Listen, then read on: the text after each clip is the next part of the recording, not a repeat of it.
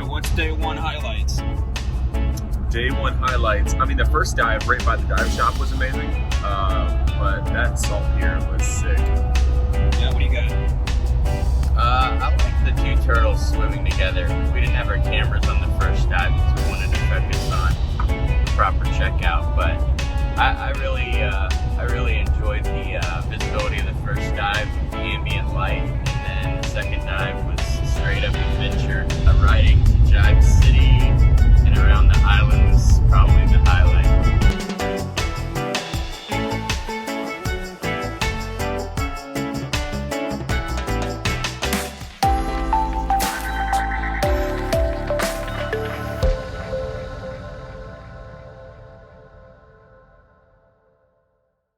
We dove with Peter on the first few boat dives, but had no idea he'd be the team's instructor for the advanced open water course. Video? I just went to video. He is a Dutch underwater photographer and PADI dive instructor, and he operates Great Blue Photography that specializes in photography experiences for divers and customized underwater photo shoots. Now it was time for Elazar and Brett to complete their goal of getting their PADI Advanced Open Water certification so we could all dive beyond 60 feet or 18 meters into 100 feet or 30 meters. This way we could all do some more technical dives on the island. I had freedom to come along and observe as a certified rescue diver. The rest of the dives we planned were all dependent on Elazar and Brett getting their next certification. The PADI Advanced Open Water requires 5 dives: deep, navigation, and peak performance buoyancy, which are mandatory, and night dive, fish identification, and drift that are optional.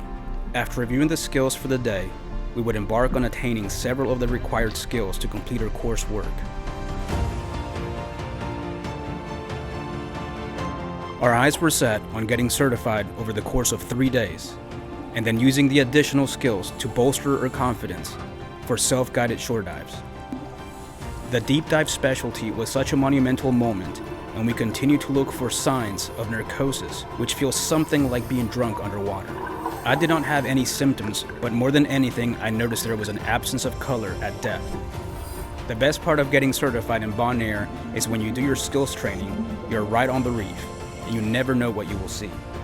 My personal goal for both Brett and Elazar was to take them to the world-famous Homo Hooker shipwreck because it required an advanced certification right at recreational limits. The biggest giant southern stingray continued to be seen throughout the dive. I think it was there to provide us a reminder that we are on his turf.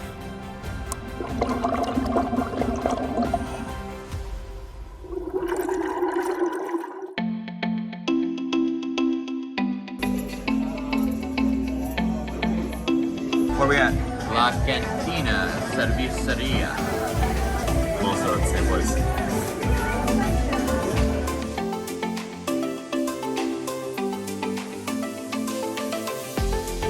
In between dives, we would wind down with local beers and get inspired with Sylvia Earle documentaries. The next day, we were on to complete the course and get our official certification.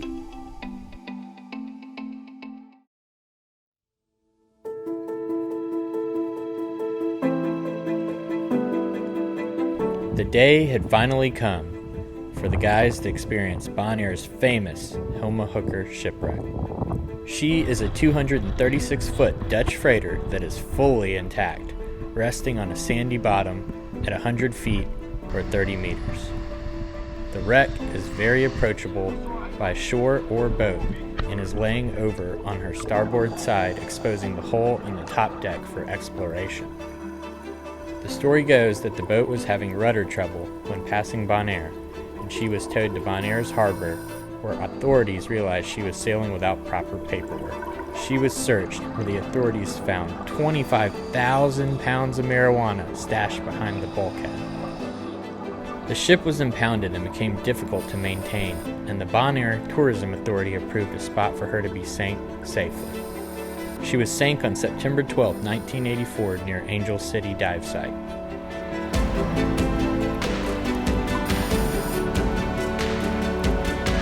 For me, this is my second visit to the wreck, and knowing that I had the support of the instructor, I was able to swim off further from the group and get some different perspectives of the entire wreck and the divers navigating around it. It was great to truly see the awesome size of the wreck and how eerie it truly was.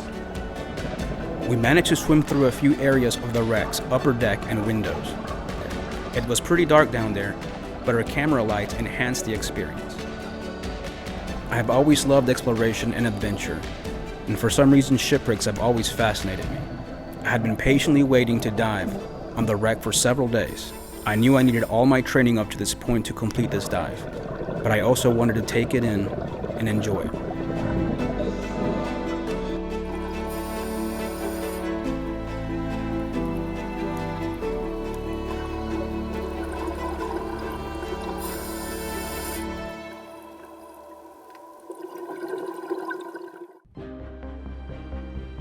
After Hilma Hooker, we went for a drive around the island and winded down from the adventures of the day.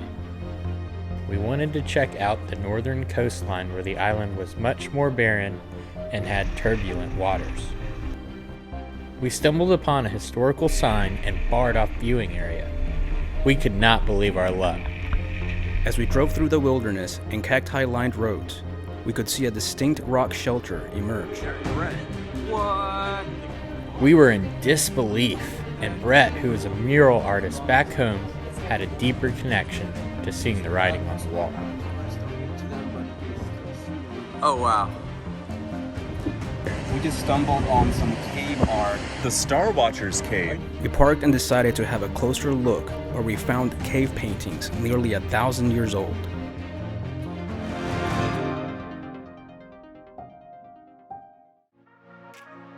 It was time to celebrate getting our advanced certification. The last 3 days had been challenging, but needed for the rest of the trip.